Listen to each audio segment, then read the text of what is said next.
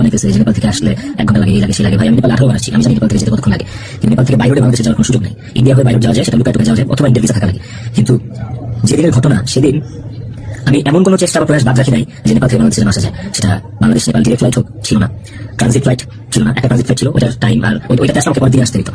তারপর আমি business class try করছি, যে কোনো ট্রানজিট ফ্লাইটে বা নেপালের ফ্লাইটে কোনো বিজনেস ক্লাস আছে কিনা। আমি অনেকভাবে চেষ্টা করছি যে সামহাও বাংলাদেশে ঢুকতে পারি কিনা, বাট ওই দিনের ঘটনা, ওই দিন আমি কোনোভাবেই টিকিট ম্যানেজ করতে পারিনি। এটা হচ্ছে যেদিনের ঘটনা সেদিনের কথা বললাম।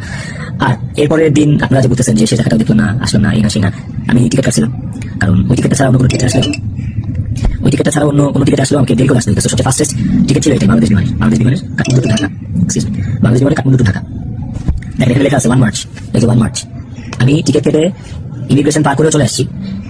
তারপরে যেটা হয়েছে, আমার কাছে ইনফরমেশন আসছে যে এয়ারপোর্টে এভরিথিং ওয়াজ রেডি। আমি ঢোকা মাত্রই আমাকে হিট করবে বা আমাকে পুলিশের হাতে পড়ার আগে আমাকে চাকর করবে। তো ওই অবস্থায় আমি দেশে ঢুকবো না।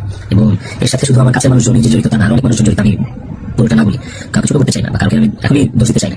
তো আমি যখন বুঝতে পারলাম যে দেশে আসা মাত্রই আমার কোনো একটা খবর, এটা হিতে বিপরীত হবে।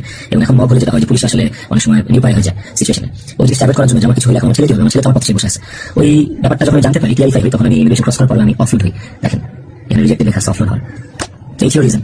আর যারা বলতে চাচ্ছে যে আমি আসিনি, আমার আসার ইচ্ছা নেই, দেখার ইচ্ছা নাই, খুবই বুঝির কথা এবং ভুল কথা। আমার বউ মারা গেছে, যে 16 বছর কাটাইছি, আমি ভালোবেসে বিয়ে করছি, যাকে আমি ভালোবাসছি, তার শেষ মুখটা দেখতে আসবো না। এটা শুনতে পাইলেও বা এটা শোনার পর আসলে আমার কলিজাটা কাটা ওঠে, আমার ছটফট করে। আমি যখন আপনাদের রিলস দেখি, আমি যখন আপনাদের ভিডিও দেখি যে কবরের স্বর্ণ হচ্ছে, কবর খোঁড়া হচ্ছে, লাশের গাড়ি যাচ্ছে, ভাই আমি ঠিক করতে পারি না। আমার ভেতরটা থেকে এমন ছটফট করে, আমি আপনাদেরকে বুঝাতে পারবো না। এটা বোঝানোর সাধ্য কারণ যার যায় সে বুঝে, বিশ্বাস করেন, যার যায় একমাত্র সে বুঝে, আর কেউ না। আপনাদের অনেক বড় একটা প্রশ্ন, অনেক বড় একটা জানতে চাওয়া যে ইকরার সাথে আমার এমন কি কথা হইলো যে ইকরা সুইসাইড করতে বাধ্য হয়েছে। ইকরার সাথে আমার ভিডিও কলে ইকরা এমন কি দেখলো যে ইকরা আত্মহত্যা করলো। তো নেপালে আসার পর থেকে সমস্ত কনভারসেশন ইকরার সাথে আমার শেষ পর্যন্ত আমি আপনাদেরকে প্রোভাইড করবো, কমেন্ট সেকশনে আপনারা দেখবেন, দেখলে আপনারা বুঝতে পারবেন যে আসলে কি ঘটছে বিষয়টা। আরেকটা যে বিষয় হচ্ছে, কিছু স্ক্রিনশট ঘুরে বেড়াচ্ছে ফেসবুকে, সোশ্যাল মিডিয়াতে, যে ওখানে লেখা আমি ইকরাকে বলতেছি আমি ওকে ডিভোর্স দিয়ে থেকে বিয়ে করবো, আপনারা ভাবছেন এই জন্য ইকরা সুইসাইড করছে। আপনাদের বলতে চাই স্ক্রিনশটটা পুরোটাই ফেক। কারণ আমি কোনোদিন ইকরার সাথে বাংলায় কনভারসেশন করিনি, কোনো চ্যাটিং এর সাথে কোনোদিন বাংলায় এরকম ভাবে বাংলা লেখার সাথে কোনোদিন কোনো কনভারসেশন হয়নি। ইকরার সাথে আমি সবসময় বাংলা আর ইংলিশ মিক্স কনভারসেশন করছি। বাংলা ইংলিশ মিক্স বলতে বাংলিশ ভাষায় বাংলাটাকে ইংলিশ লিখে ওর সাথে কনভারসেশন করছি। তো ওই স্ক্রিনশটটা দেখে আপনারা ভুল বুঝছেন না, মিসজাজ করেন না, ওটা একটা ভুয়া এবং ফেক স্ক্রিনশট।